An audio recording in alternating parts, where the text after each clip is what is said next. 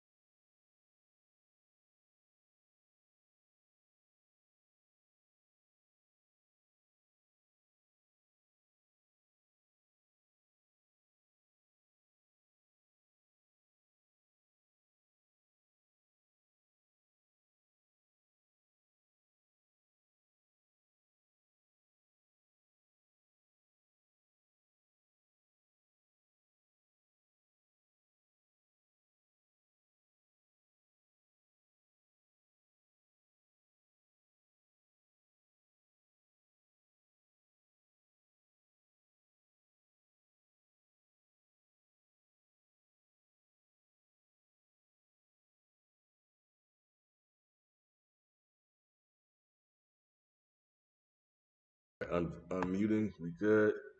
Yo, how we sound? We coming through the mics? Oh no, not yet. Yo, we good? We coming through the mics? Turn people up. Now I'm just turning it up now. Let's see. You have to turn the interface up.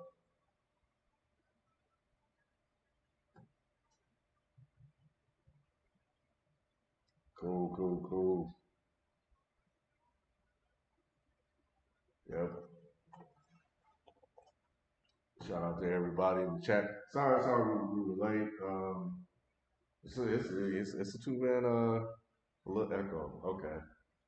Let's see here. Yeah. Nah, shouldn't be.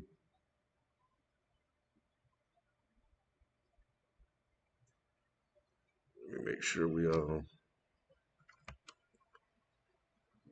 using the right one.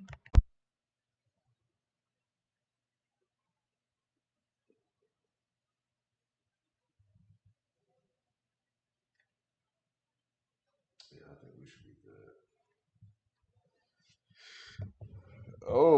good. Shelton let us know he wasn't going to be able to make it, so a bit of a skeleton crew, and you know, it is what it is. But we're gonna power through it. Yep. Yeah, I'm tripping about this echo thing. Gonna have me bothered. Hold on. Let me pull out the headphones. Yeah. Which are, I don't know where they are.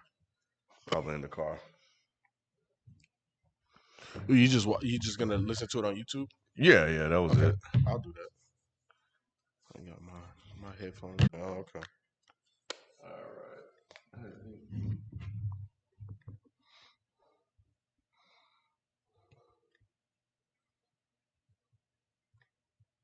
Check. All right, yeah, I think we're good. Sorry, I had to tap on the mic, but we should be good now. Bet. How we sounding?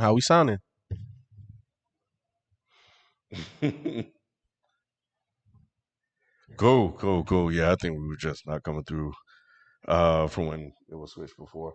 Hey, we'll be live tomorrow, y'all, on Is the Mic Still On? Is the Mic Still On? So that's youtube.com/ Is the Mic Still On.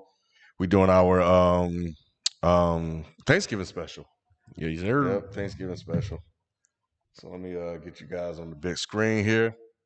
I don't know where's the shit. I don't know where the remote's at. It's right there on top of your tablet. Tablet. Oh shit! This is how it start.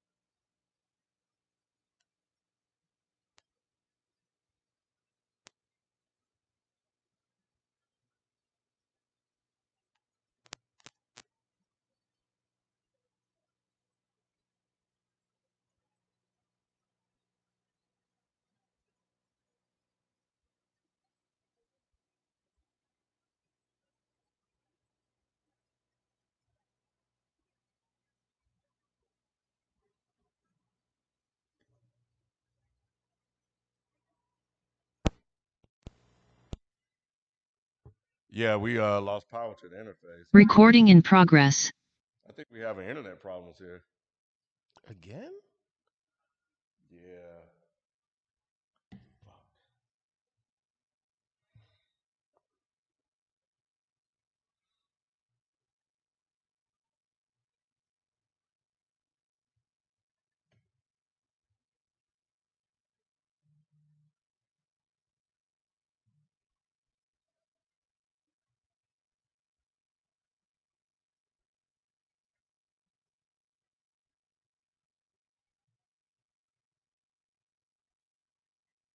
Yeah, it was tripping early when I was trying to set up.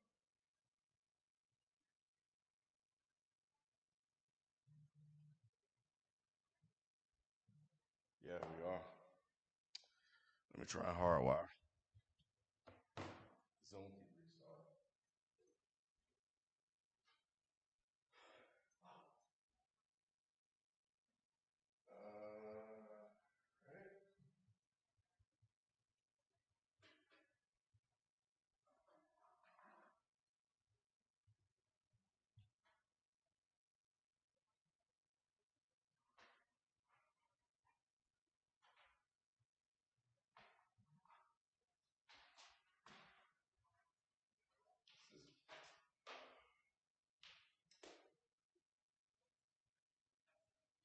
Yeah, see Zoom keep popping.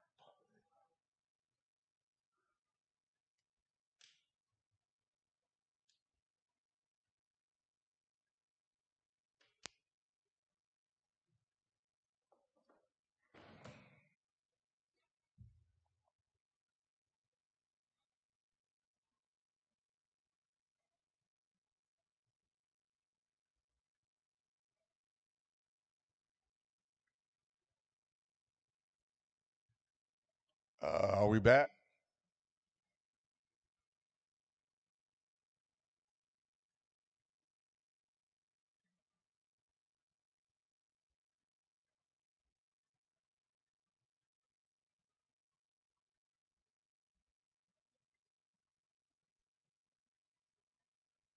Yo, are we back on?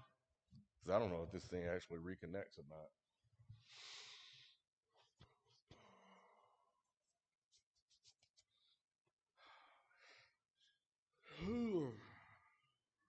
Okay, yeah. I don't know. The internet went out. The Wi-Fi was tripping, so I tried hard wiring. So we're gonna try to get through this as best we can. I don't know what's going on I here think they're tonight, saying y'all. that they can hear us.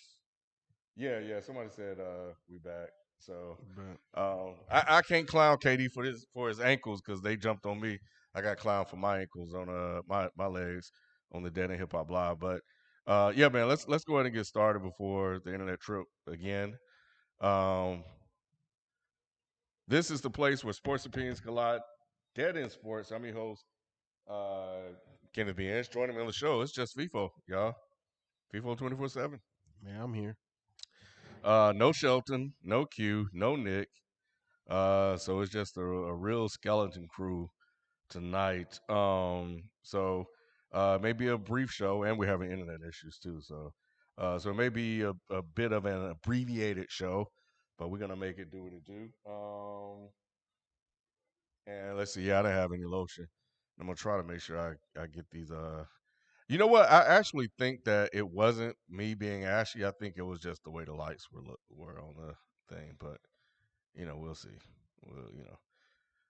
But I lotion up anyway. I'm gonna start with the Chiefs, man. Um, Mm-hmm. Big win for them. Major win. Yeah, to They pull. needed it. Yep.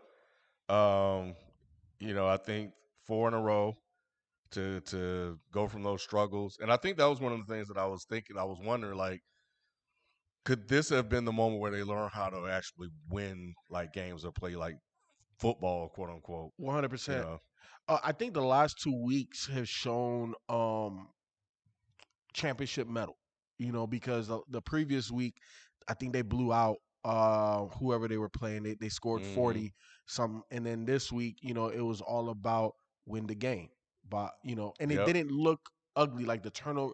It still didn't look very Kansas City like. You know what I'm saying? Mm-hmm. 30, 40, 50 points. High scoring affair, but it was good enough. And in football, you got to win games You like that. gotta win those ugly You games. know what I'm saying? And to Yep. me, it feels like they have their footing again. I don't think that they're off and running, but that defense is the main difference. I want to say Chris Jones had four sacks, two sacks, some crazy like that. And then in addition to that defense had two interceptions. Mm-hmm. You know what I'm saying? So they're stepping up. Mm. And they're providing that balance that they need. But man, Ken, when I watch them, there's no run game. O line still looks a bit shaky. Mahomes doesn't still look all the way. Mahomes is doing Mahomes things, but he don't look like he has command of everything. And I Mm-hmm. don't mean from a standpoint where he doesn't know what's happening. It's just that he's not the puppeteer. You know what I'm saying? Where everything is just going to his becking will. It's just Yeah. not happening that way. But it was a good win. It was a must win. Yeah, I mean, They're in playoff mode. the top team, man, like the Cowboys who were off and rolling. I know they went through a couple of injuries themselves, and they had to deal with that. But at the end of the day, the Chiefs got a much needed win, and I think the other thing is that regarding the defense, I think Chris Jones mentioned that they finally started to get some guys healthy, Mm-hmm. get some guys back. So we'll see, because the year they won the Super Bowl, I think the defense was kind of shaky. Mahomes was winning a lot of those games himself. And then they came on at the end. Yep, yep, and Yep. managed to get it back. So we'll see. Um, Shelton isn't here, so we're not gonna talk about the Panthers. Nope. Uh, but Indianapolis though, Bruh, what the fuck is Jonathan Taylor drinking out man, here, man? I do not know. But The last 2 weeks, it's crazy, and it's something where week by week Madden give you crazy ratings yep, upgrade, because I want to say he went up like a 3 or 4 overall in yeah, Madden, but not man, like this last game, this was the 5 touchdown game, almost 200 yards rushing.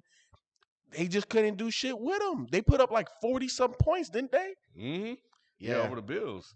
And the Bills now are 6-4. The Patriots are 7-4 on top of the division. crazy. Imagine that. And I picked them, so we'll see if they can keep that up. But yeah, and they smashed the fucking Falcons. The Falcons didn't even fucking score, man. Man, look, Ken. This is back to back weeks. When we went up there, and when I say we, I mean the Falcons. I live in Atlanta, so I say we. But when we went up there to Dallas, hmm and it was ugly as hell. Then we followed that up with, out of all the teams, the Patriots, Yeah. we don't score. You let Mac and Cheese out here just goddamn do whatever he want to do, and it's not like he lit us up for no 400 and nothing like that. But it Matt Ryan, he confused them. Kind of like what he did to Baker. hmm See, I tried to tell y'all, Belichick And made Baker look bad. no, but this is the reason why they should have let go of Matt Ryan too. Well, I ain't gonna lie, Baker looked bad last week. He, he's hurt, but yeah, the fans were booing him, bro. Yeah, they were booing him. And then did you see his response? He was like, he doesn't care about fans. Look, Baker. That's bad. You can't do that. Ken, and we talk about this a lot in hip hop. Or at least I know I've been mentioning it a lot, right? Like with Maxo Cream, Primo, self-awareness. Yep.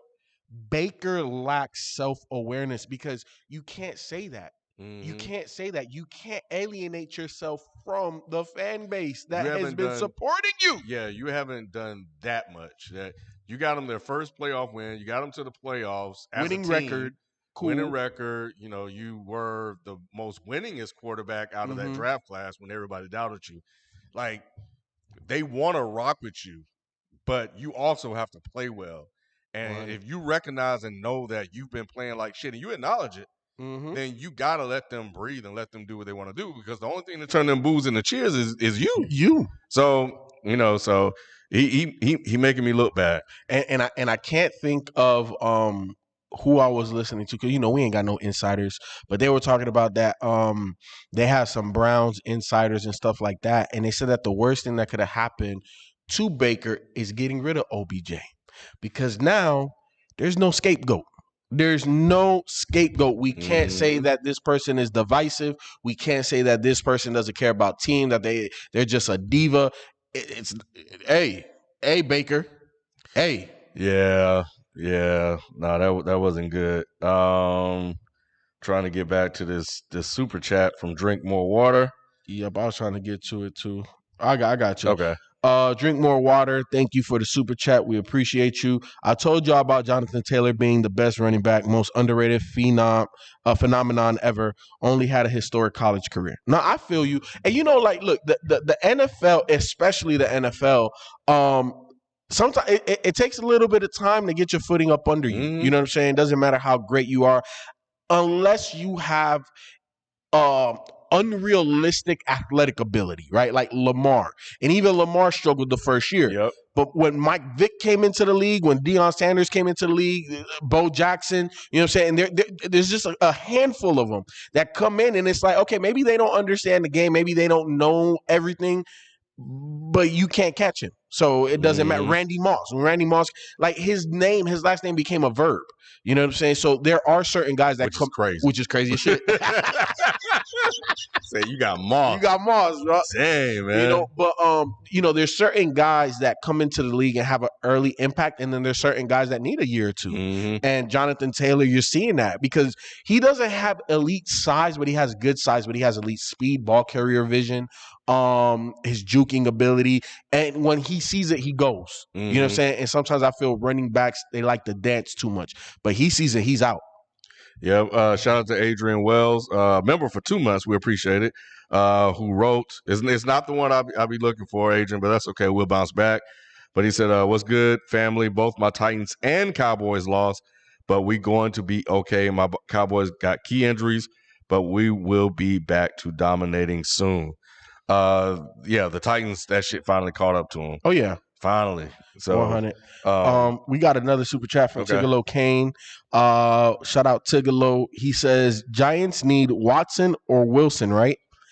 They just need a damn quarterback because Danny Dimes ain't the guy. Nick, where you at, man? Where the hell you at? Because that dude is trash. He need to be over there. Who used to be the white boy quarterback for Chicago? Trubisky. He need to go. Him and Trubisky need to go on the same boat because they're the same damn quarterback.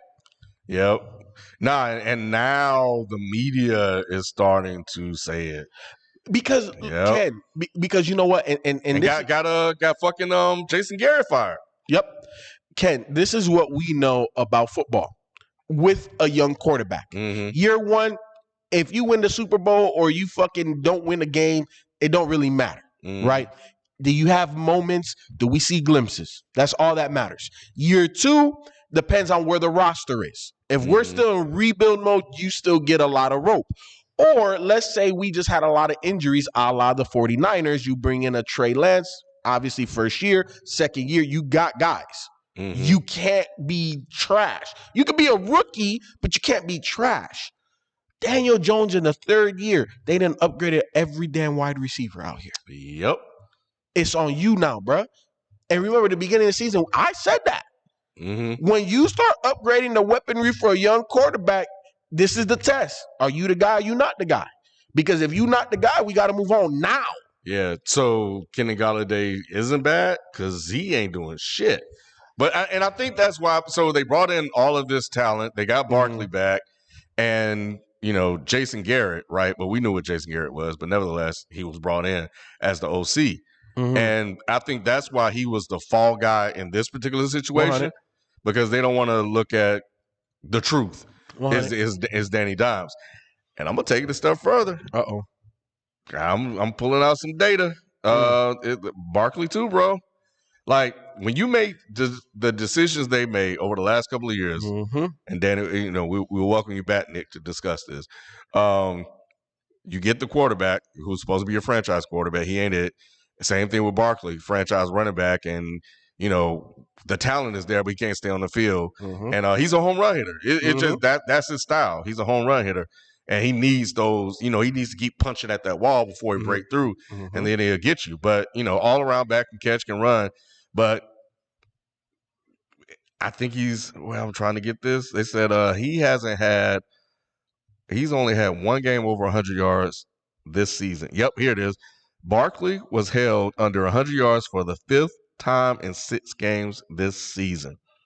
Granted, he just returned this last week, but he only had 56 yards total. Now, it could be Jason Garrett's play calling, or it could be. It's a combination, Ken. Combination of a lot of things. Because Jason Garrett has never been the most creative OC or head coach. Just it is what it is. Daniel Dimes, or let me not even call Mr. Jones is trash. He don't get a nickname anymore. He don't get a nickname no more. Mr. Jones is trash. It's confirmed. It's fact. What the hell has he done? Ken, it's one of those things where I pose this question. You put any one of the receipt or quarterbacks that they mentioned, Russell Wilson, I can't remember the other one out of the super chat, but you just put any good to Deshaun Watson. You put Deshaun Watson or Russell Wilson there. That's a playoff team. What they have. I'm not saying that they're going to be Super Bowl favorites or nothing like that, but they are a legitimate playoff team. Deshaun Watson threw for damn near 5,000 yards with not a number one. Nobody. Yep. And that's the difference when you have a guy is a legit franchise versus a guy with a question mark. Yeah. No, I agree, man. So we'll see what happens. We got another super chat. Okay. Abel K. He says the Browns are a lottery team without the duo running back. I agree. I agree. And the reason why, Ken, is because Baker's the quarterback. I'm losing this one, but let Baker get healed up and make this playoff run. That's going to be that division is kind of crazy. It's going to be interesting to see how they play out with the Ravens sneaking out a win.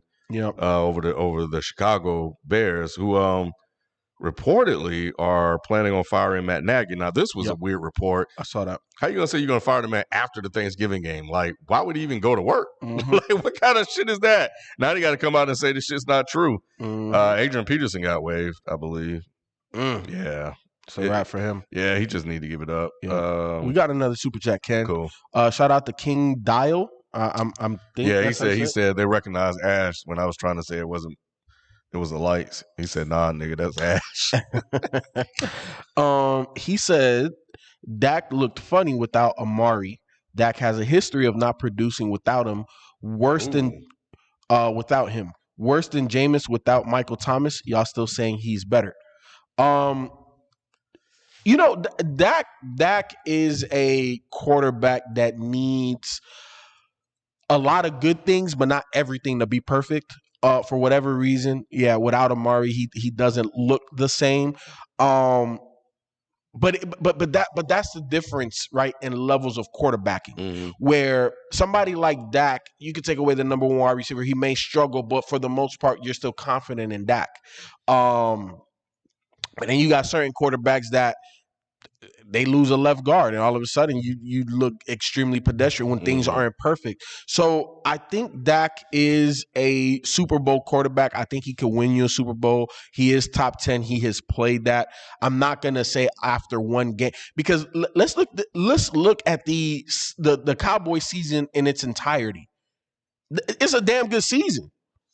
I'm not gonna excoriate Dak for having one back. He's human. Okay, it wasn't a horrible game. It was a decent game. It's football. You're not going to win them all. You're not going to win them all. He did not play good enough to win. It's as simple as that. You know what I'm saying? But they got shit. What week 11, week 10? You know, hey, bro, you got another 6-7 weeks, and they're leading the division. I'm fine. It is what it is. Now, for the second part of your question, is he worse than Jameis without Michael Thomas? Y'all still saying he's better? He is better than Jameis. I already said I conceded on that. And in terms of not having Michael Thomas, did we even see Jameis with Michael Thomas on the field? No, we didn't. So and Michael Thomas didn't want to see what he looked like without at least a comparable quarterback on the field, so he quit this season. And then they're talking about they actually are giving Taysom Hill a contract, so I think that's going to be his team moving forward, because he has a chance to. I forgot the terms, but yeah, he has an option to make more if he actually becomes the starting quarterback, which I think could happen if he plays well down the stretch here. So yeah. One more super chat. Johnny Mac 0, shout out to you. Appreciate it. Has the league figured out Josh Allen? I don't know. I know Q had the Bills and Allen on fraud watch this year. I don't know. That's a good question.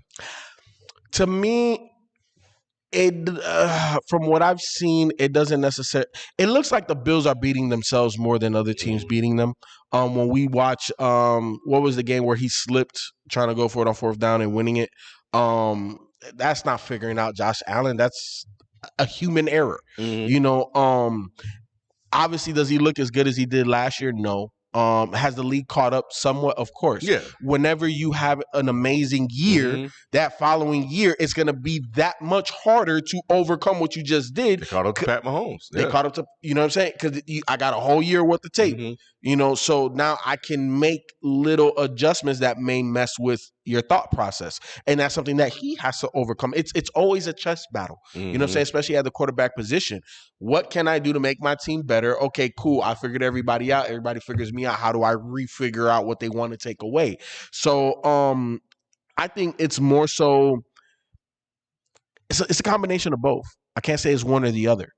It would be crazy if they lose this division to a rookie quarterback in Bill Belichick. I'm so interested in that storyline. It's a me storyline. I'm sure the mainstream media pick up on it now, but I would be really interested to see that happen. We need to put respect. I'm gonna say it again. Got to put respect on Bill's name, bro. Oh, 100%. He's earned that this year. Right now up to this point, because we got to see how the season play out. But you know, granted, Tom won the Super Bowl, and that's a big accomplishment. And you know, but Bill Belichick is starting from scratch with a rookie, and he's leading the division over a team that like the Bills, who was dominating everybody. So, you know, that man needs to get back some of the respect that people lost or criticized or lost, I'll say, last year when Brady went on to do what he did. Because people started to say, oh, it was Brady all along. Yeah. Nah, man, we got to look at this man's coaching, bro. It was a relationship between Brady and Belichick. And here's the thing, Ken, you know, the coach is always going to outlast the player. So I pose a question.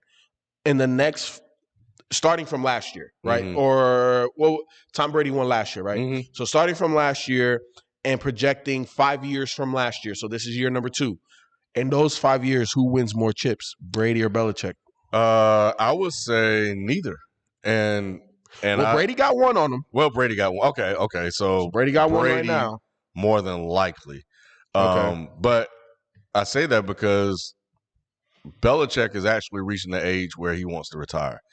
I think he's on record as saying he don't want to be a 70-year-old coach on the sideline. So he's trying to set up the franchise so he can walk away, is what I'm hearing. But I also know that man has an ego, and I think that he wants to demolish that whole narrative of it was Brady and not him. It depends if he's comfortable with what's going on right now. Well, I think he is because think about it. He don't have to win the Super Bowl. Because Brady did, he has to. I don't know. I don't think so. I think he feels like that. I don't know. I don't know much. Like, he's very, very guarded. So I can't tell you one way or the other how this man thinks. So, but I will say just my analysis of it. I don't know what he thinks, or I don't know. But my analysis of this situation, how I would view it is, if you take a rookie quarterback and you win the division, you get to the playoffs, and you win a playoff game or two with the rookie, the 100%. same way you were winning games with Tom Brady. The formula is pretty much the same, bro. It's the same. It's the same. Like that should show. It should definitely further prove the partnership, the relationship that they had, and it should earn Belichick some more of his rep back for being able to do that. So he's no longer Belichick in your eyes. Oh, he's still Belichick. He's still Belichick. I just didn't like the way that everybody all of a sudden just said, "Oh, if it wasn't for Brady made Belichick." I feel you. And I that's like, come on, y'all been preaching about this partnership for years. Now you're picking the side one way or the other. I don't know how that happened. And you're saying, "Oh, we're just gonna roll with Brady," and you just forgot what this man was able to do with the same guy. So I just want him to get his respect back, man. I thought that was unfair. So we got a couple more super chats. Shout out to Mr. Ant-Man 27. Appreciate it. This is more of a statement versus a question. He says, Taysom Hill, a tight end. Don't let that man play QB. Hold on, let me pull up this other super chat. All right, we them boys. Shout out to you, appreciate it. We're getting a Brady versus Belichick Super Bowl. Get ready, y'all. How you feel about that? Would be crazy. You couldn't drum up a better storyline than that. Yeah, that would be crazy. And Belichick almost got his ass. Brady will be ready for this rematch. You know what I think Brady would do that whole week of Super Bowl? Hey, Bruce, you can take this one off. I got it. And he gonna be in here hooking up the play. Like, hey, I got the timeouts. I got the motherfucking time. I got the time possession. I got all that. I got the time management. I got this. But what Brady also knows is that what they saw, they're not gonna see. So you can review the game tape all you want to. You ain't gonna see that shit. But who knows Belichick better than Brady? True, but we thought that until they played. He had Brady. Because that's why I say Brady said he gonna take it up, because that was Bruce. Hey, Bruce, I got it, Bruce. Yeah, you saw what happened last time, right? Let me get this. All right, so we got a couple, man. These super chats coming in. Appreciate it, guys. The next one, Arterial, what it do, man? Hey, Arterial, hit me up on social media, probably Twitter. I need your phone number, bro. I need your phone number. But shout out to Arterial. Who is y'all dark horse? Who's y'all NFL dark horse right now? For what? To win. I feel like sometimes I be taking the easy way out when I go with my Steelers. I'm not gonna go with them either because I don't know what the hell's going on with them. I would say dark horse. Let me look here.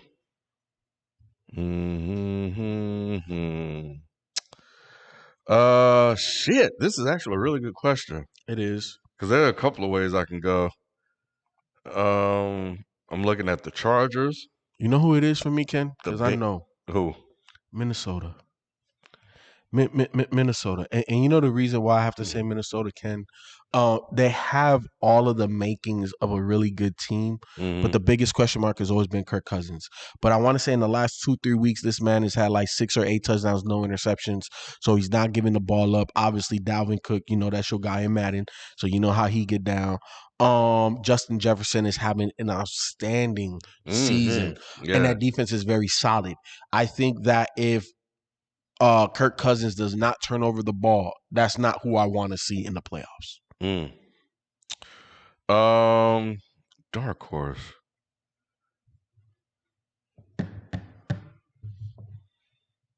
Colts. They are surging at the right time, right in the middle toward the 3/4 part of the season. It's starting to click. You know what I'm saying? And you can keep the ball out of Carson Wentz's hand. The old line is solid. They're a dome team. They got a lot of things going for them. I want to see more from Wentz. You got to win games how you win them, and I don't knock them for doing that. They were in a big hole, but I would. The reason why I picked them as a dark horse is that if they can get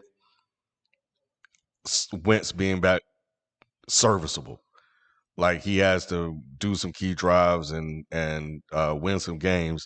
With Jonathan Taylor running that ball, they could be a threat. And Michael Pittman catching the way he is, and Frank Reich's coaching, they could sneak up there and catch some people sleeping. I'm with you. A couple more super chats, Ken. Shout out to Drink More Water. Appreciate it. He said, "Is it time to panic about Zion and his injury?" No, I'm not. Okay, so I think the question that I'm going to answer is more so I'm more panicked about Zion and his time with New Orleans. Yes. He's still young. I'm coming around on that. Yeah, like he's young enough to get the weight and all of that type of stuff under control. I'm more so concerned about organizationally because we've seen it time and time again. We saw it with LeBron. You have arguably the biggest phenom since LeBron on your team, and the parallels are so crazy, right? Just from a sense of how the organization is not building the best product to make their star phenom succeed, because you go get a head coach that only lasts a year. You make a whole bunch of roster decisions that scratch your head. And it's like, what does the future hold? What is the future of the Pelicans? It just, there's not a clear picture. And to me, as a general manager, what you do is you lay the foundation, short term, medium future, and future 5, 6, 7 years from now as well. You have to take all of that into account. And when I look at the Pelicans and how they're being managed, I'm like, what the hell is that? What's the thought process here? Because when you look at other rebuilds, Boston before Jason Tatum, Jalen Green, we saw, okay, Danny Ainge got a plan. He got a guy that can hoop right now, and we got draft picks, right? When you look at OKC, hey, we got a guy right now, Shai Gilgeous, and we got hella draft picks. I see what you wanted. What the fuck are the Pelicans doing? I have no idea. Dan Gilbert definitely said their organization back by 2 or 3 years. 2 or 3, Ken. And then now Zion will be out. It's a wrap, because here's the thing. So you don't think he would sign the No. Well, no, he, of course, it's too much money to leave. So he's gonna sign it, but year 3, okay, he's trade me. But let's talk this through. Okay. You said it's too much money to leave on the table. Of course. Even if you went to New York and you would make that up elsewhere? You know why, Ken? Because here, I understand when everybody says, oh, you can make up the money, but what happens to the money that you left on the table? That doesn't come back. True. And then, I get that, but why would you put yourself through that type of purgatory? You know why, Ken? Because there's a lot of factors. And I think for any professional, remove the athlete, for any professional that works for their money and has that type of earning potential, sometimes you got to sacrifice, right? And sometimes you got to sacrifice happiness to a degree to make sure your family's good. Okay, I feel that. And, like leaving 80, 90 million on the table. Like, hey, bro, that's a lot. Even though you can make that up in endorsements. What if I get this contract, play 2 years, give my organization more opportunity to figure the stuff out, and when I'm halfway through the contract, hey, bro, get rid of me because you're not doing your job. Okay, well, I don't know, but yeah, I think I'm with them, man. Like when I look at this situation, I just look at all this time that he's lost. Just with why would you want to come back to this situation with them losing like that? You ain't gonna be in a hurry to come back, because you're not gonna make the playoffs. You just want to play and then maybe risk getting hurt again. So I don't know. It's ugly. Yeah, we have. Do we have another one? Yeah, we got one more. Shout out to Tigolo. Is anyone seeing Taylor in fantasy the rest of the year? No. I think that the way that the Colts are built, now I don't know if you're asking the question, can any running back see Jason Taylor? Wow. Is anybody seeing Jonathan Taylor the rest of the season, like in terms of competition, or are we seeing him in terms of fantasy football? Yeah, replacing Derrick Henry as the guy. Yeah. But yeah, no, I don't think nobody's gonna touch Jonathan Taylor in fantasy football. Again, because of the way that team is set up. They are a dome team with a top 5 O-line. And they are on the up and up. And now it's kind of like, how do we not give this man the ball? And then it's going to help out Carson Wentz because when you drop that 9th, 10th man in that box, one-on-one. Yep. Yeah, the Colts are basically another version, the Browns with one running back. With a slightly better quarterback. Yeah, but the makeup is the same. Yeah, the makeup is the same. We're going to run the ball. Yes. We're going to play 100. Defense. Yep. And we're going to have Carson Wentz make as less decisions as possible. But yeah, so speaking of fantasy, we forgot to do that. Okay. So yeah, I won. This ain't the win I wanted. I like to beat people at this table.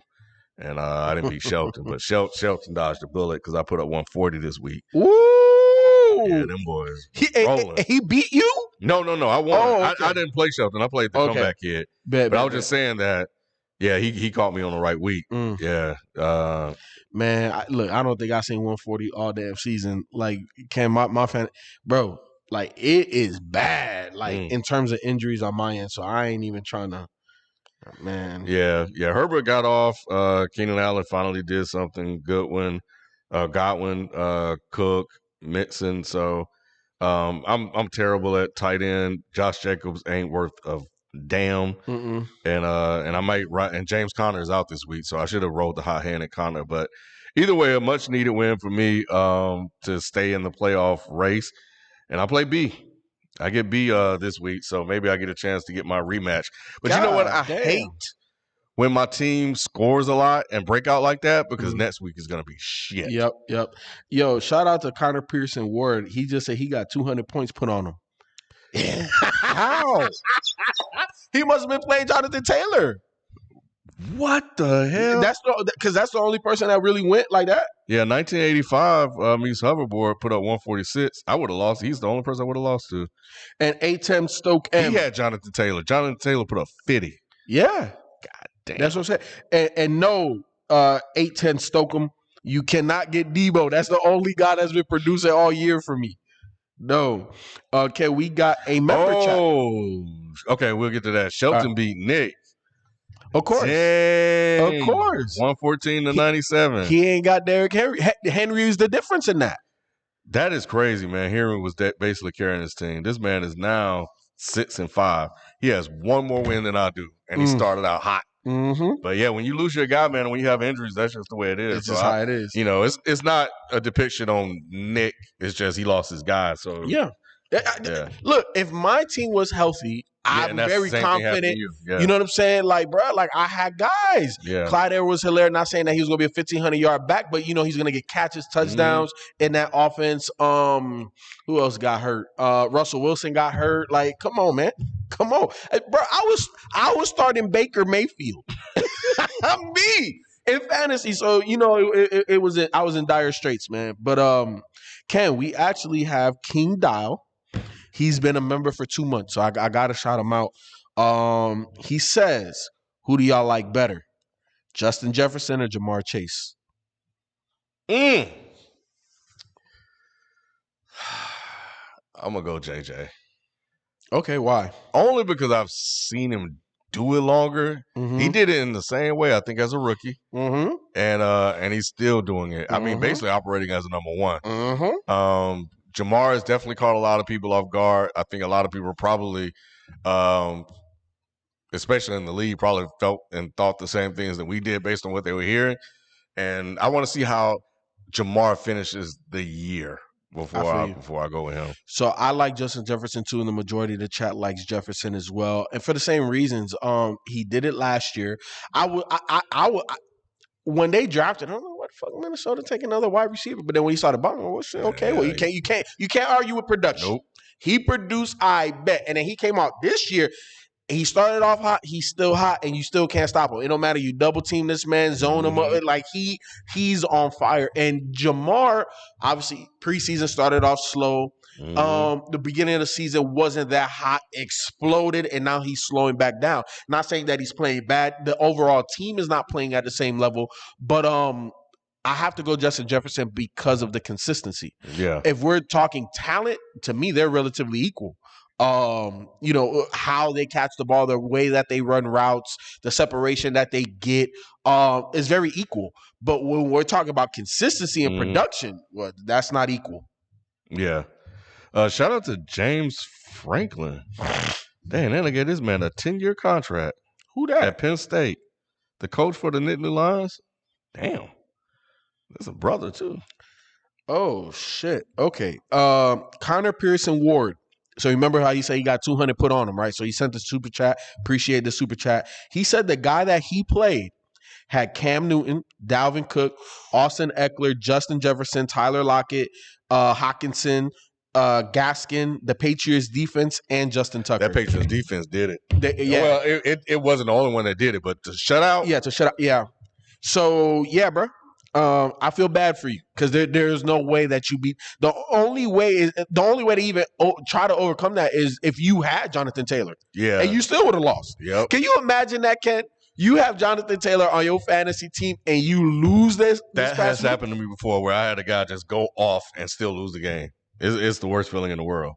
So, yeah.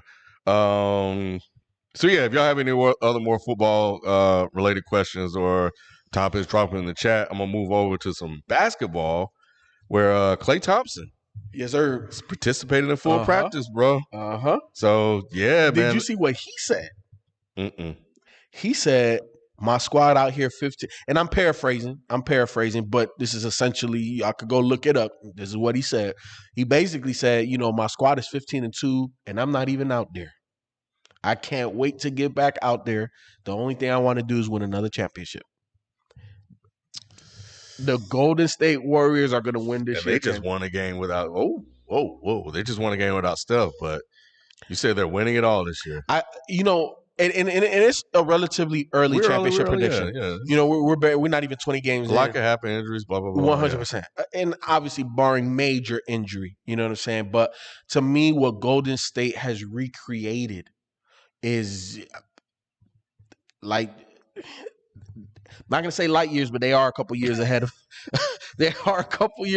a lot of organizations. The way that they're connected on defense, that alone, forget the offense. The way that they play defense against any and everybody is disgusting.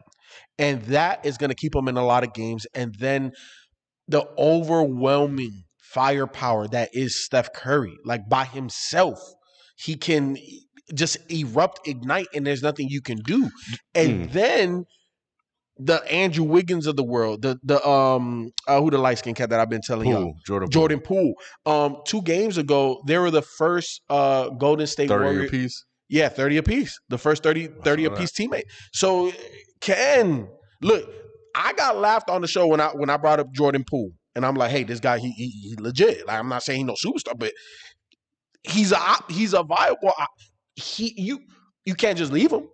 You can't just leave him. And Andrew Wiggins fits the role. And to me, Andrew Wiggins is going to be part of the best version of the Warriors for a couple of reasons. He's the new Harrison Barnes? Yes. He is better than Harrison, less than KD. So you don't have to we don't have to feature him. He can get 30 just chilling. He doesn't have to go out there, but he's more athletic than Harrison. Got more move. He could put the ball. He's a better finisher, better jump shooter. He's a top 5 pick. Top 5 pick. Yeah. He's better than Harrison Barnes, not as good as KD. But I think because he's not as good as KD, it makes the Warriors better. Because not going to command as much money. So now you can go get and keep the Jordan Pooles of the world. You can bring the talent. You know what I'm saying? So to me, the Golden State Warriors, as of right now, are the favorites. Do you think it's easier to get this type of, because it's clear all of those guys have bought in and have accepted their role, but it's also a bunch of guys that, that are relatively unknown. So, outside of Andrew Wiggins, is Jordan Poole and young cats too, Damian Lee and all these guys, like, because they don't really have like egos and one projected to do this, that, and the other, like you can accept being part of a team more. Like you're gonna buy in more and be a star in your role, as they say, because there are no expectations other than what the team has on you. Like you look at the Lakers, Hollywood, flamboyant. Oh man, we got big Russ. Names. Yeah, we got Russ and we got this. Like,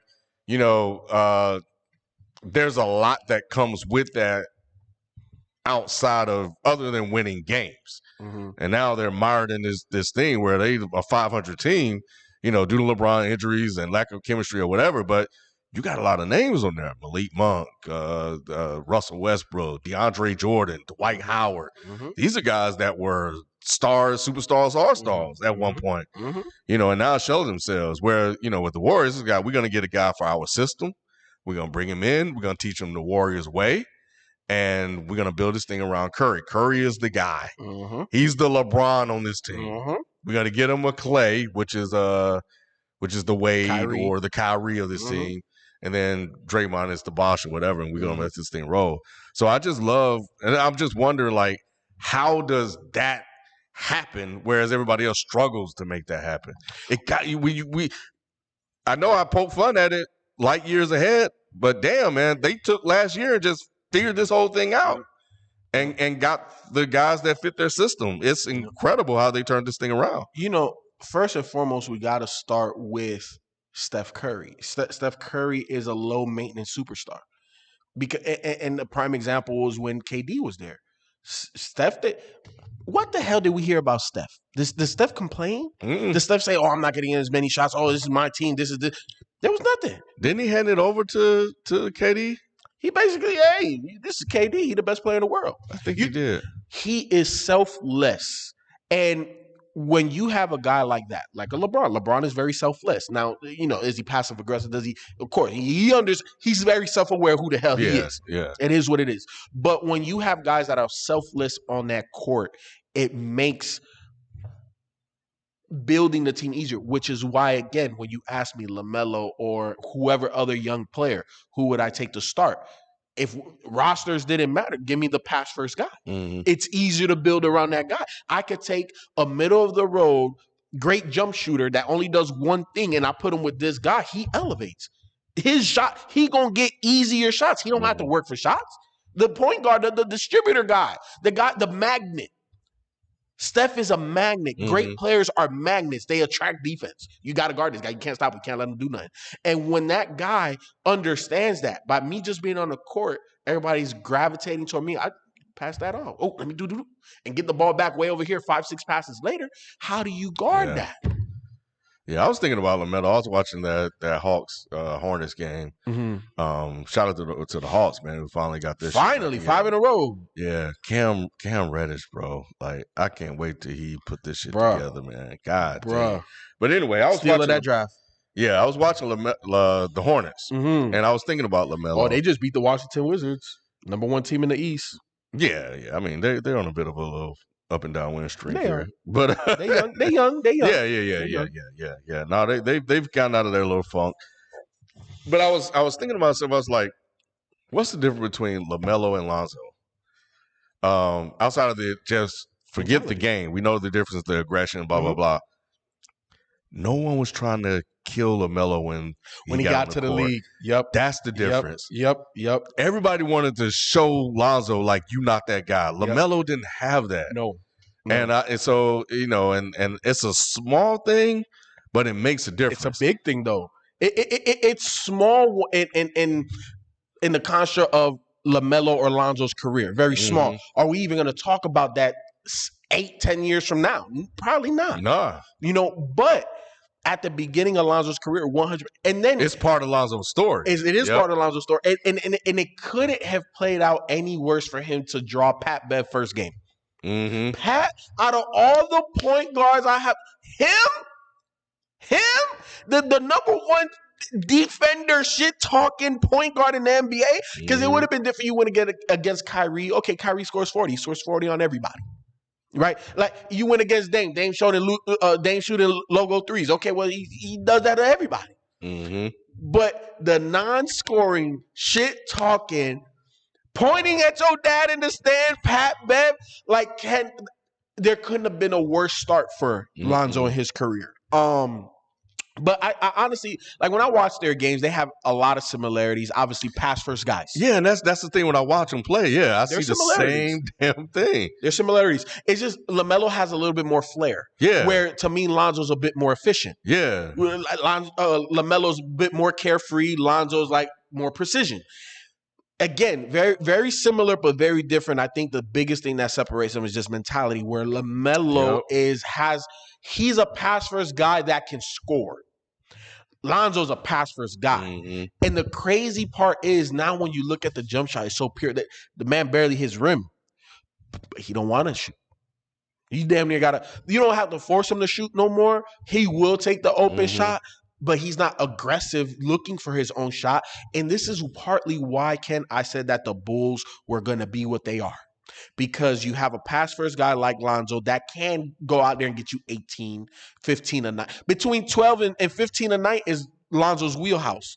But because you have assassins in DeMar, in Zach, in Vooch.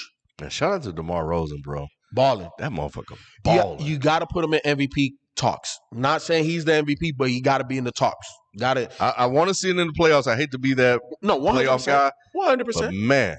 I was listening to the JJ Redick podcast, and they started talking about DeMar DeRozan, and they said one of the things that they think happened with DeMar in San Antonio is he learned how to be more unselfish, and you're seeing that with the Bulls. Interesting, huh?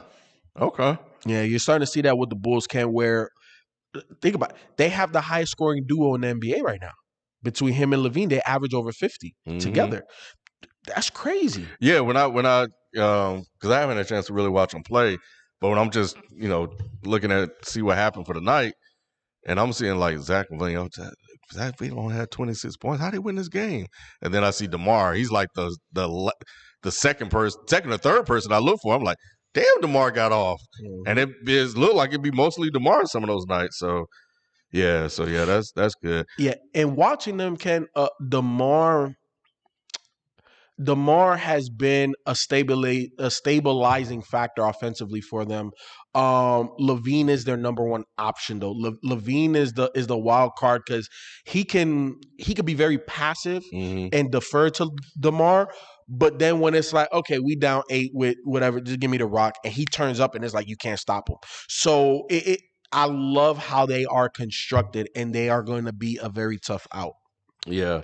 Shout out to the Suns. Yeah, they finally got off the snide. Man, yeah. Because they started off ugly, too. But they were like 1-3.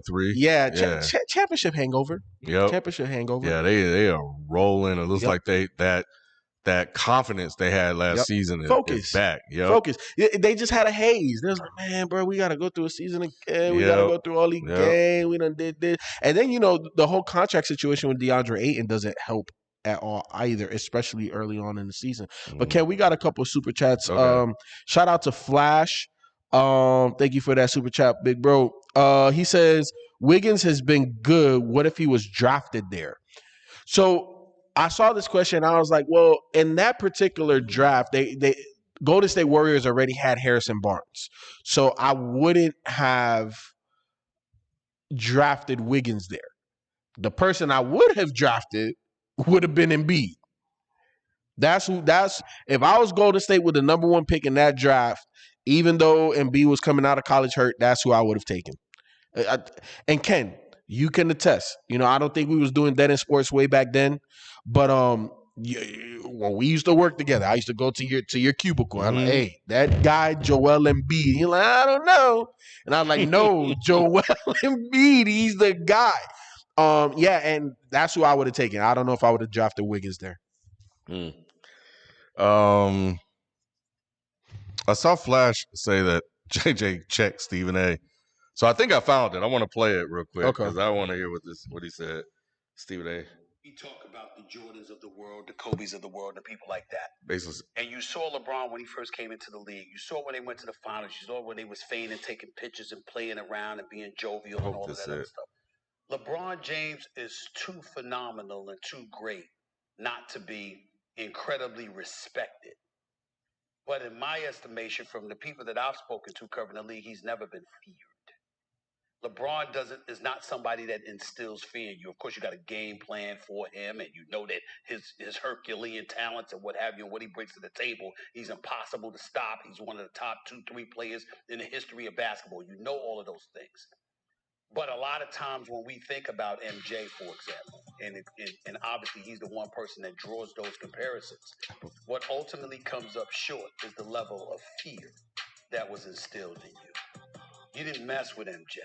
You didn't come at MJ like that. I hope this you didn't do stuff like that. People, and I'm not talking about Isaiah Stewart, I'm just talking about period in terms of opponents and how they come at you.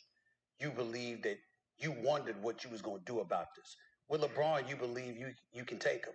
You believe he can be had, whether it's because of the teammates around him, the system he's playing in, the people that, whatever skill set you bring to the table, et cetera, et cetera. I hope this is it because it's like only because he ain't gonna check him. I'm gonna check him. 30 seconds left. Those are all the things that I've consistently heard. Now, obviously, he would refute that. I don't think it is. I don't think it's the full clip. Who have been supportive of him. Rich Paul and Maverick Carter definitely. Oh, here it is. Okay, so you heard what he said. Let me see. I don't know whether to believe that you believe what you're saying. I do believe that's crazy. Well, it's not crazy. That's crazy. It's not crazy, and you know better. You know better. Hold on. When has there been a situation? If you're talking physical confrontation, no, I'm not. Listen, physical confrontation. Listen.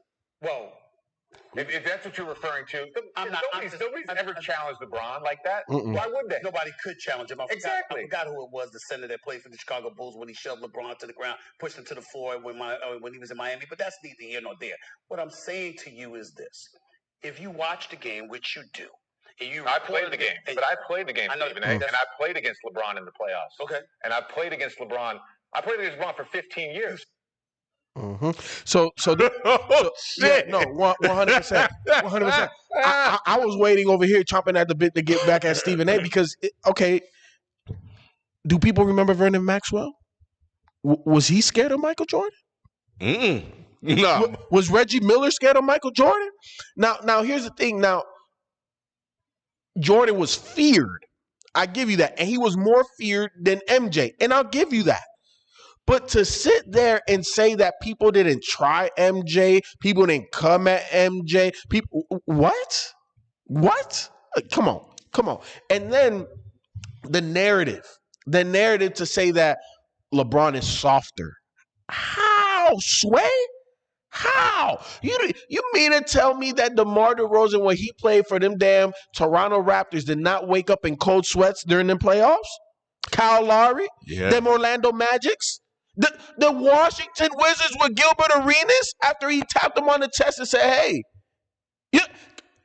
what are we talking about here?" Detroit Pistons. You don't think that every bucket he scored in that fourth quarter in overtime, every time he got the ball, like, oh, shit, what the hell we gonna do? Because they triple teamed him and they couldn't do nothing with him.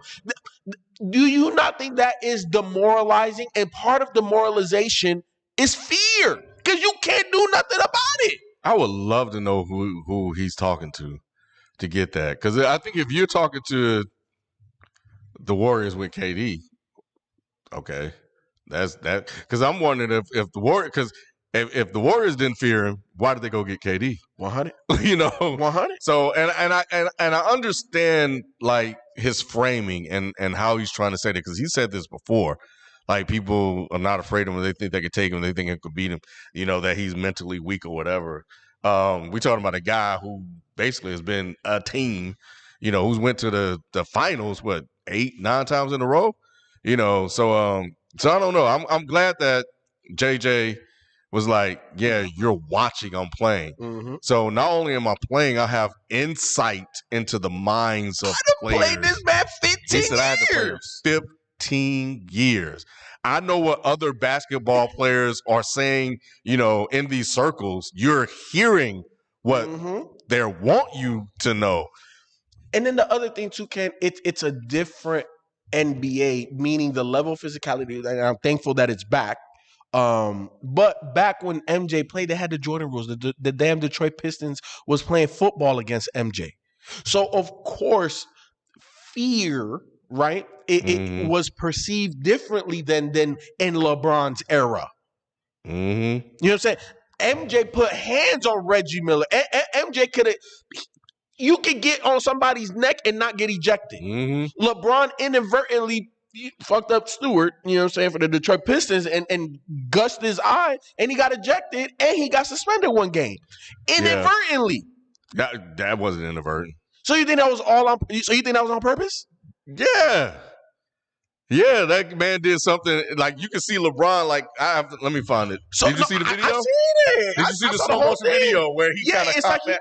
He just, you know what I'm saying? That wasn't. Now, he didn't run our test him. But Ken, like.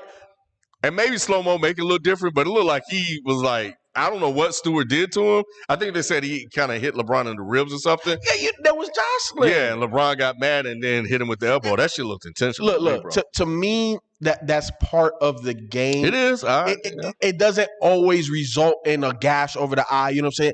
That's part of physicality. Yeah. I don't think he was trying to hit. Yeah, he definitely wasn't aiming for the eye. No. But he definitely intentionally threw the elbow. Yeah, to be physical. Yeah. Nah, but the difference is, in the old Michael Jordan NBA, hey, wipe that shit up, get stitched up, let's go play. Yeah. That's it. Yeah. No suspension, no fines, no nothing.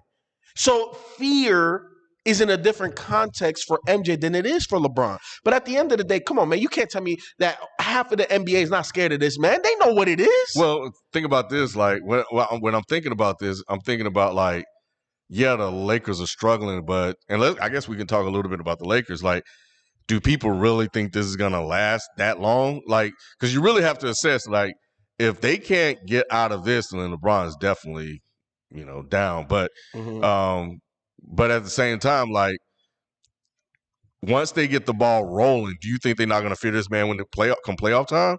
Do you think the Suns didn't fear this man come playoff time when they were coming back from the injury? Like, so I think once they started to get their confidence, like, oh, I think we could take them. But you also know you catching them off rust. You didn't catch the LeBron the year before.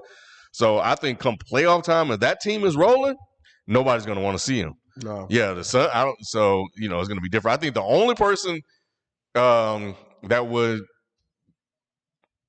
wouldn't be afraid of seeing them probably are the Warriors. If we're talking a collective, but if we're talking individual, I think Kawhi has zero fear of anything, anybody in the world. But Kawhi's not scared of anybody, though.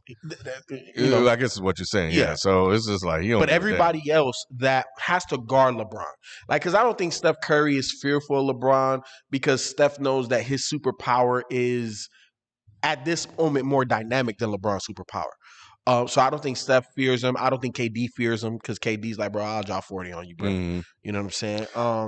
But it took KD had to assemble the Avengers to do it. 100%. Yeah. It takes a lot. It takes a lot. I think people. I think when people look back on LeBron's career, I think they're gonna evaluate it differently than they are now 100. In real time.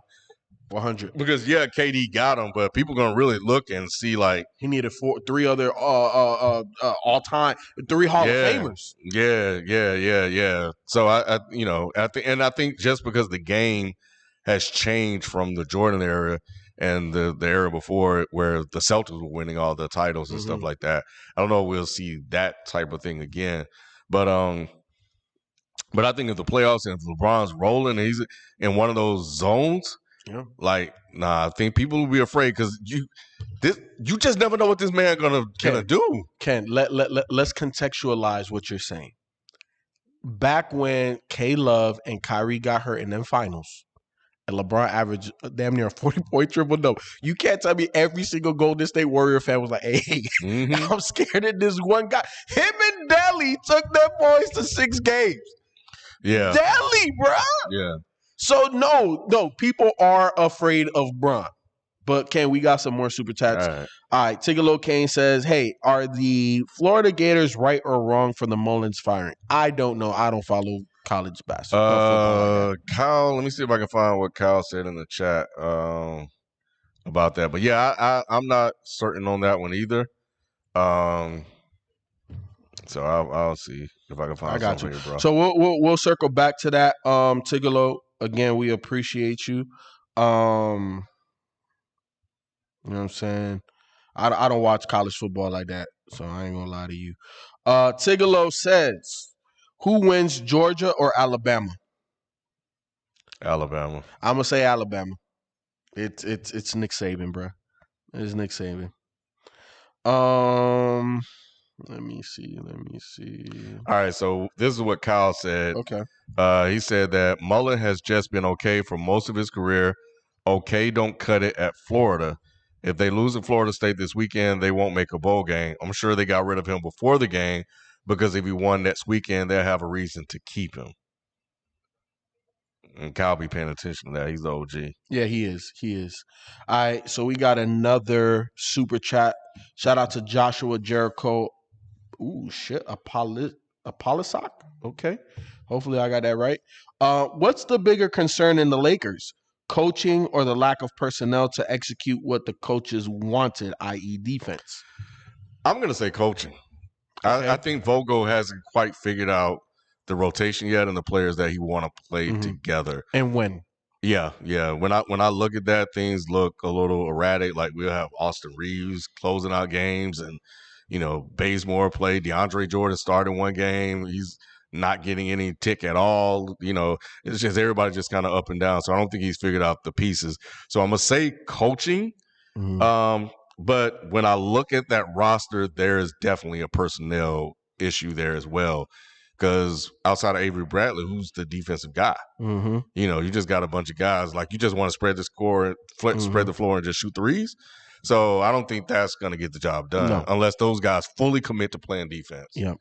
To me, it's a chemistry thing. And then beyond that, if you want me to microscope it, it's a Russell Westbrook thing. When I watch Russell play with this squad, and Ken, and for everybody that's been watching for all these years, I've always said, give me a Russell Westbrook or give me Russell Westbrook. No, I know you're talking about the game of his fit with this team and not anything to do with his ability, skills. Love Russell Westbrook. Yeah, we're not that kind of show. No, but he is an inefficient, turnover-laden, non-shooting three-point guard. In a three-point shooting, can't really have too many turnovers type of league. And then what do I always talk about when players get to this twilight of their career? Do you have old man game? Yeah. We're seeing no old man. We're seeing Carmelo's old man game. I could shoot. I could post all you little dudes up. I could play small ball forward when need be. I still got my mid-range. And because I have a mid-range with a quick jump shot, it still makes me quick off the ball because you have to respect that. Am I going to blow by somebody off of a cross? Hell no. Carmelo? No, he not. He not that guy no more. But can I get you with a pump fake one dribble shot? Can I get you with a pump fake one dribble lay? Yes. Because you have to respect the old man game. But when I watch Russell Westbrook and these Lakers, man, there's no coach, in my opinion, that can fix what's happening. This is a personnel thing. And this is that slippery slope when you ask your star players, what should we do as an organization? You want to have them involved because you want them engaged, but at the same time, Buddy Hield is a better fit. Now, I'm not saying that they would be in a much better place because who's your point guard? Right. Dennis Schroeder, I don't know. He was gone. Yeah, he was gone. So Good point. So No I'm point not guard. saying that Buddy Hield move versus Russell Westbrook would have fixed everything. Because we could be talking about a different set of issues. 100%. But the way that they're constructed, and we know the top two guys, LeBron, AD. LeBron is a point forward. AD is the prototypical 4-5 man in the NBA right now. You need guys that can catch and shoot. And then when you look at Buddy Hield and what he's done in his short career, he started off his career with more threes than Steph Curry. Now, obviously, Steph Curry had ankle injury, this, that, and the third. But that's when Steph Curry was healthy. Shit. Who do it? Bro, Steph Curry's on pace for hitting like 453s in a season. What? It's a video game. It's a video. It's beyond a video. You couldn't even do that in video games. So, again, not saying that Buddy Hield is a 453 three-point maker in a season, but he would be able to alleviate the constant barrage that you get. Now, again, you take Buddy, who's your point guard? You know what I'm saying? So like you said, Ken, it brings up other question marks that we can't answer. But I know when I watch them, Russell Westbrook is a problem.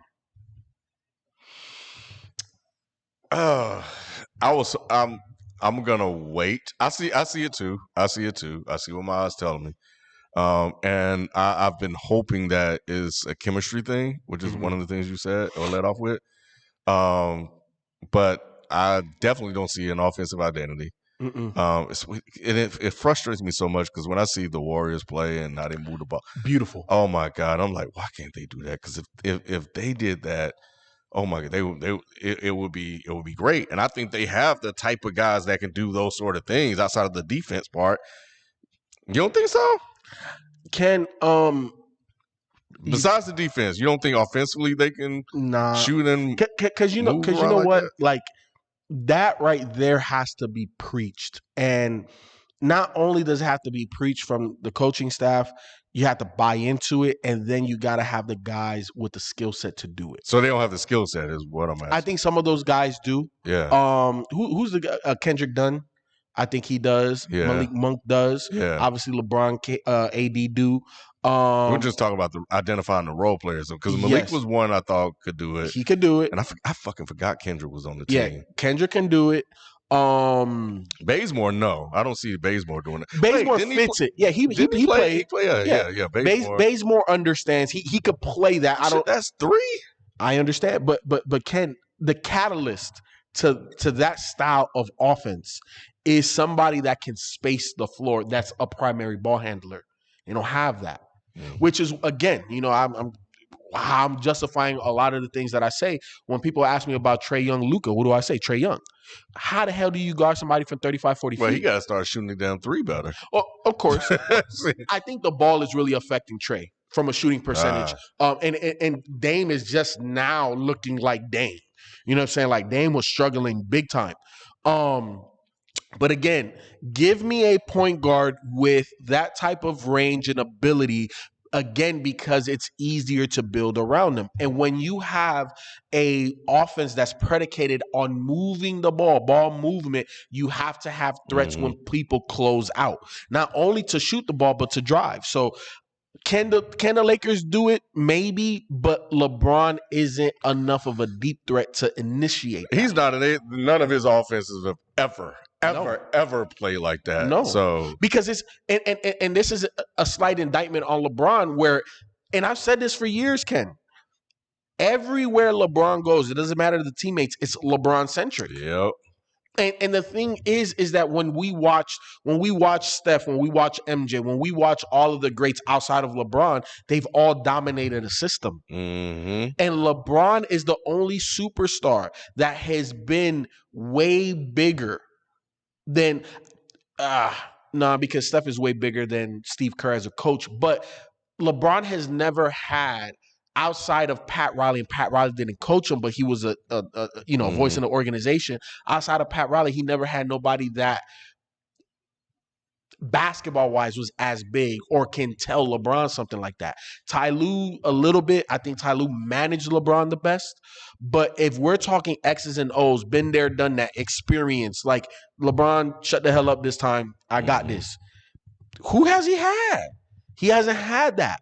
And I believe because of that, they haven't had identities. The best identity that they had was in Miami. And I tell this story every time. It was a either Christmas game or Thanksgiving game or something like that. They were playing the San Antonio Spurs.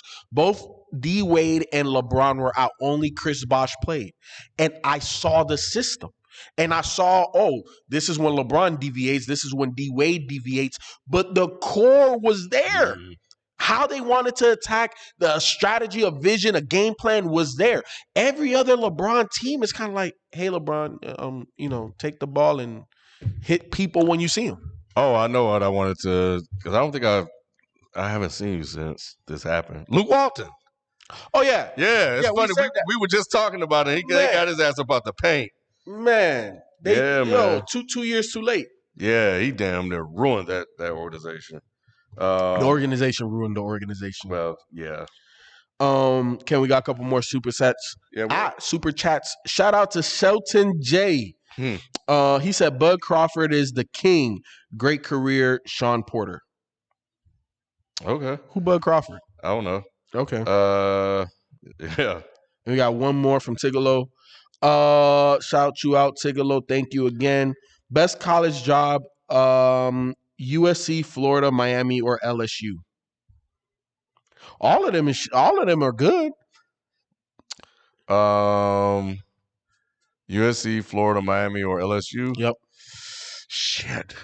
USC had a nice run, but nobody's been able to rebuild Miami because that's sexy. To me, all four of these programs have lost a bit of luster, some more than others. I think Miami has lost the most luster out of all of them.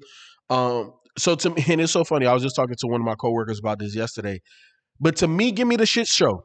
I don't want the shiny job that has everything in place, because the moment that I don't meet the expectations of the prior regime, guess what happens? I'm out the door. I want the place that has the biggest turnaround opportunity. So in my opinion, that is Miami, because they, again, like I said, they lost the most luster. I think that in terms of just talent-rich locals, bro, Florida, Bama, Georgia, California, and Texas are the top 5 states for recruits. And the U has all of these freaking Hall of Famers, man. Like Ed Reed has an official role with the University of Miami. Ray Lewis went there. Santana Moss, you know what I'm saying? The tight ends, like there's so much history there. And this is a little bit biased. You already know 305 till I die. But to me, that's the job I'm taking, because if you restore that, there's nothing like the U. I don't know, man. I've always had a thing for LSU, so I'll go LSU. I don't know. I've always liked them, maybe because they were one of the few teams at the time that could actually beat fucking Alabama. But yeah, so give me them. So yeah, we're gonna leave it there. But I'm gonna go through the picks real quick and update everybody on where we stand, and then we're gonna call it a night, y'all. We did it, man. Shout out to Drink More Water. Yeah, Sean Taylor, man. Look, I actually played against Sean Taylor and Frank Gore in high school. Shit was crazy. That motherfucker. Hey, I knew that they were NFL players when I laid my eyes on them. I said, oh, hell no. That's why I stopped playing football. Like, nah, bro. I ain't built like that. I'm good. I'll stick to my basketball. All right, so Nick lost Dallas 1. Oh, he got everything else. So he went 3-1. All right, so I went 4-0 last week. I had Kansas City, the Chargers, Indy, and Cincy. I thought you was crazy as hell too. Yeah, Nick trying to jump on my vibe and pick Indy. But yeah, he went 3-1. He lost the Dallas pick, but he got everything else. You went 2-2. You lost Dallas and Buffalo, And Shelton went 3-1. He lost the Buffalo pick 2. So let's see. So where we stand. I'm 30-15. Shelton is 30-15. You're 26-19, and Nick is 28-17. So that's where we are. All right. So week 12. I guess Shelton will have to test his in. But we have Buffalo versus New Orleans. This is ugly, but I'm gonna go Buffalo. Yeah, I'm going Buffalo. They need a bounce back win. Yeah, I think this is the one.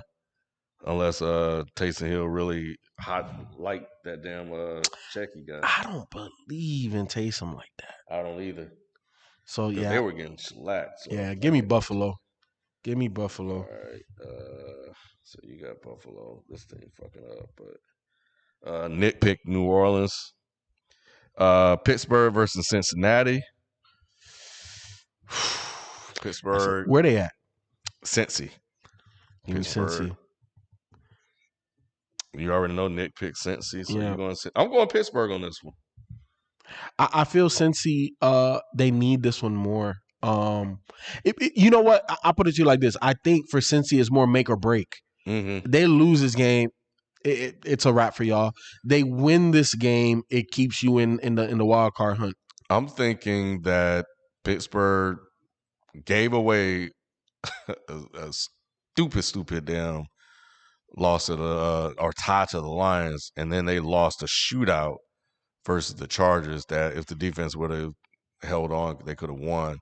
So I'm thinking they're close. So I think I like the momentum. I think they need to break that losing streak. So I'm gonna see. It's a division game too. So Tennessee versus New England. New England. Nick picked New England too. Yeah, I like New England, man. They have a blueprint. They have a blueprint. Yeah, we know how they're gonna win. Belichick versus a team without Julio, without Derrick Henry, and fucking Tannehill. Yeah. Nah, if they win that game, bro, and I just think the Magic's gonna run out sooner or later. So I like them. Rams versus Green Bay. Nick has the Rams. This is rough. Where they playing? Ooh, in Green Bay. Another week to incorporate OBJ. They need a bounce back because they've been looking very pedestrian the last couple of weeks. Green Bay lost to Kansas City. Minnesota, too. They lost to Minnesota. Damn, bro. This is a tough one. Go ahead, Ken. You go first. I'm going Green Bay with this one. I do have concerns because Roger said he was hurt, but I think he just been making that shit up. I'm going Green Bay to win this one. And you said they're in Green Bay? They are. That's another starting to get cold out there. Yeah. Yeah, give me Green Bay. Give me Green Bay. Give me the frozen tundra. A dome team from LA, they don't they don't want that type of weather, kid. Last one. What's up? Thanksgiving bonus. Okay. I don't think we should include this one. But Nick, we should. Cleveland versus Baltimore. Hey, you already know that boy Baker ain't doing not a damn thing. Oh, give man. me B more. Shit.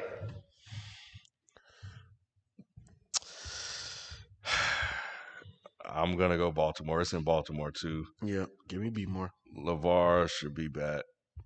All right, Ken. We got one more super chat, and that's how we're gonna close it out. Damn. So please, no more super chats. This is going to be the last one of the night.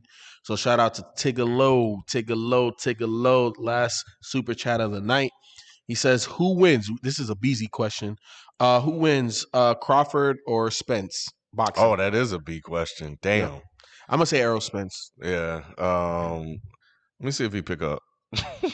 But because I have no idea. But he follows them heavy. He does more than me. Yeah. More than me. Let me see if he answers the phone. He might.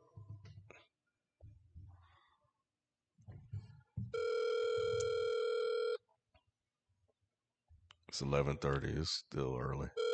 Speakerphone 30. Who remembers that, y'all? Man, Who in the chat remembers Oh, that? yeah. Hey, you on speakerphone. We had a super chat, and you're the perfect person to answer this question. What's the super chat? Bud Crawford versus Errol Spence. Bud Crawford versus Errol Spence. Who you got? Bud Crawford. Why? Better counterpuncher, and he's a better. He can adjust his fights better than Errol Spence. Errol Spence is a natural welterweight, so I think my concern with Bud will be his power. Errol Spence's natural power. I think his natural power is more than Terrence Crawford, but I think Terrence Crawford, he's kind of like I guess kind of almost this versions of a Mayweather as far as adjusting. What I've never seen Terrence do before, what I've seen Terrence do that Mayweather never did was switch stands. Like he can switch stands in the drop of a hat. He can go to southpaw to orthodox in the drop of a hat. Like Mayweather was never did that. So I'm gonna give the slight edge to Bud. My man. All right. Appreciate it, BZ. Yep. Appreciate it, bro. Later. Speakerphone 30. Yep. Yep. So there y'all, man. Look, man. Y'all see what we did there? Come on, man. Like, We've been doing this. Hey, We've been got doing y'all this. hooked up, bro. That's how Mr. Ant-Man said, dang, calling the man at midnight. Hey, man, that's how we roll, man. We know each other, man. We come through. So we wanted to make sure you guys got the answer you deserve from somebody that's going to give you some insight that I wouldn't be able to give you. So we want to make sure you guys are taken care of. Just like we did this show. 2 of us, man, came through. We here. Yeah. So we are approaching the holiday season. There won't be a Thursday show. But we are, as I said, approaching the holiday season. So we have breaks coming up. Right now, we are discussing maybe the middle of December, something like December 14th. But we'll keep you guys posted on how that goes. And yeah, so we thank you guys for showing up, watching the show with us, man, kicking it with us, super chats, memberships, the whole 9. You guys enjoy your holiday week, and we will catch you guys Tuesday. We are out. Peace. And if any one of y'all play Madden, I will be on Madden. I got a PS5. You already know the PSN name, FIFA 24/7. Holla at your boy.